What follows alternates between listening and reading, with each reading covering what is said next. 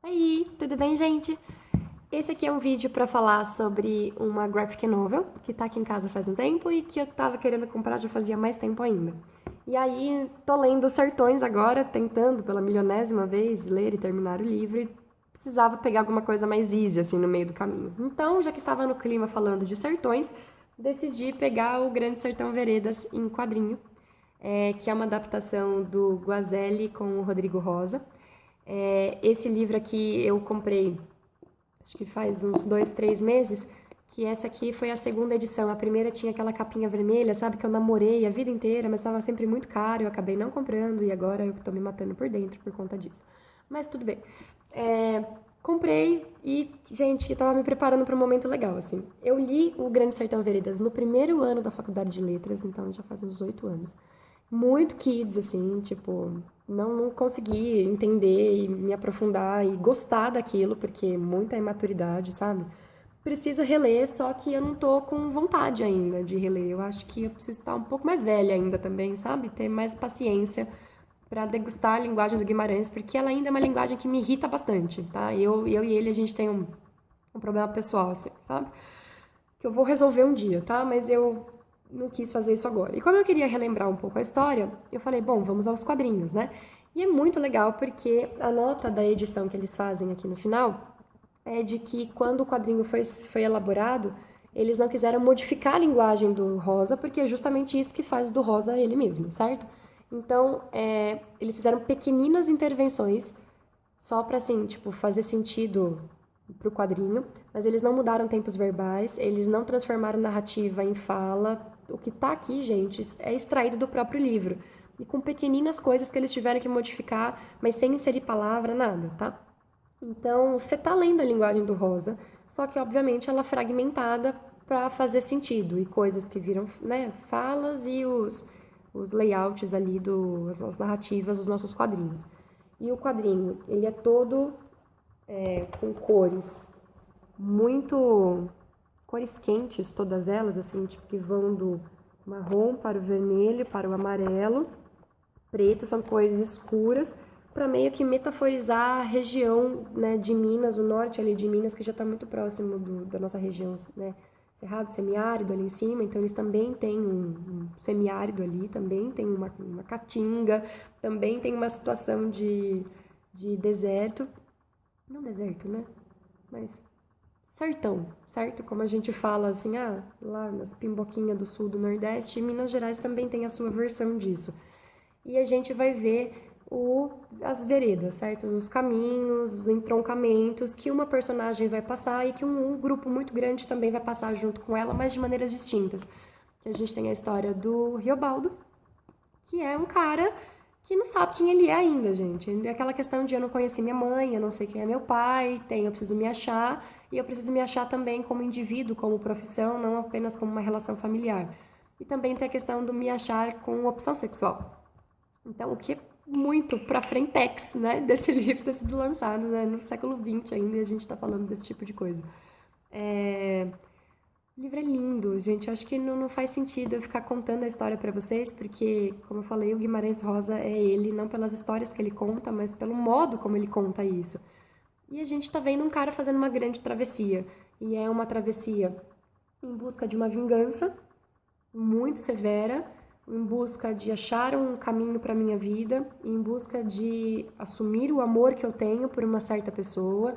E ele vai fazer uma travessia espiritual também, porque chega uma hora que as coisas apertam muito e a gente vai falar sobre pactos com o demônio, sobre momentos muito trágicos assim de dúvida da existência de Deus, da espiritualidade, quem é que manda nesse mundo? Será que se o demônio existir, ele é realmente um espírito ou se nós seres humanos é que somos os demônios de nós mesmos, assim? É, é lindo, gente. Eu fiquei muito encantada, assim, porque normalmente quando eu vejo um quadrinho, uma adaptação de um livro que eu já li, eu sempre fico meio bastante frustrada, porque eu nunca imagino os personagens daquela forma. É a mesma coisa que você lê um livro e depois vê o filme, né? Mas aqui fez total sentido, gente.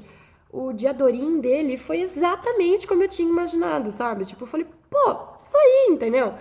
E tem a questão dos olhos, né? Do Diadorim e dos olhos. também de um dos chefes aqui, que ele segue, que eu já esqueci o nome, tô falando que tem tantos chefes aqui, e que a gente vê do Juca Ramiro, do Ramiro, muito bem. A gente vê essa brincadeira de fazer comparações físicas entre as personagens, de dar destaque para certas partes do corpo em certos momentos. Ai, gente, é lindo. O Riobaldo, eu não tinha imaginado ele tão bonitão, porque aqui ele tá tipo, galã de cinema, sabe? Hollywoodiano, mas tudo bem, eu aceitei. E o como os nossos personagens malvados, eles realmente são tragicômicos, assim, sabe? A feição deles é bem maniqueizada, assim, mas eu achei bem legal. O quadrinho é de uma sensibilidade gigantesca, fez um recorte muito interessante de cenas a serem contadas. Não vou poder falar muito sobre isso porque faz muito tempo que eu li, então eu não sei exatamente o que está faltando aqui, ou o que poderia ter sido colocado, porque eu já não lembro mais. Mas, por exemplo, a cena da putrefação dos cavalos, dos gritos dos animais feridos, e eles não podiam sair da casa porque eles estavam cercados pelo bando de cangaceiros inimigos. Então eles tinham que escutar os cavalos gemendo, só que os jagunços não podiam sair da casa para salvar os cavalos, aquela puta agonia, essa cena tá aqui. A cena da putrefação dos corpos também, dos cavalos e das pessoas que foram mortas quando eles estavam nesse cerco numa fazenda. Assim, as coisas que me ficaram marcadas na cabeça estão aqui, tá? A travessia do deserto, a primeira tentativa, mas eu tinha esquecido de uma cena dessa travessia do deserto que eles têm que se alimentar e, tipo, vale o que tiver pela frente. Eu tinha me esquecido disso, gente. Que bizarro, assim, eu fiquei chocada, chocada. Que bom que eu tinha esquecido, que eu era mais feliz. Agora eu tô, sabe, complicado. Aí, é... Ai, eu tô muito feliz com esse livro, gente. Ele é muito bonito mesmo. É incrível, é incrível. E final é muito triste, velho. É muito triste. Olha a hora que a gente fala dos pactos. Que lindo. O que eu senti muita falta foi do começo, né? As primeiras muitas páginas do livro é só uma pessoa falando sobre fazer um pacto com o demônio e os muitos nomes que a gente dá ao demônio. Essa é uma das partes mais marcantes do livro e não tava aqui. Fiquei meio triste. Mas tudo bem, tá? Achei muito bacana que esse livro ele discute, por exemplo, essa questão da honra, né, da palavra dita, como ela vale muito mais do que um documento, ainda mais quando a gente está falando de um monte de gente letrada, do como a questão da masculinidade, do homem tem que se fazer homem, da mulher ser reduzida, da questão da jagunçagem, né, de a política da época tentando reduzir o poder dos jagunços e eles lutando contra isso, como eles não confiavam nas palavras dos políticos que não são honrados como eles são, de como a gente elege um líder e o que um líder precisa ter. A gente vai ver questões assim muito intrínsecas da nossa sociedade que ainda não foram superadas, sabe?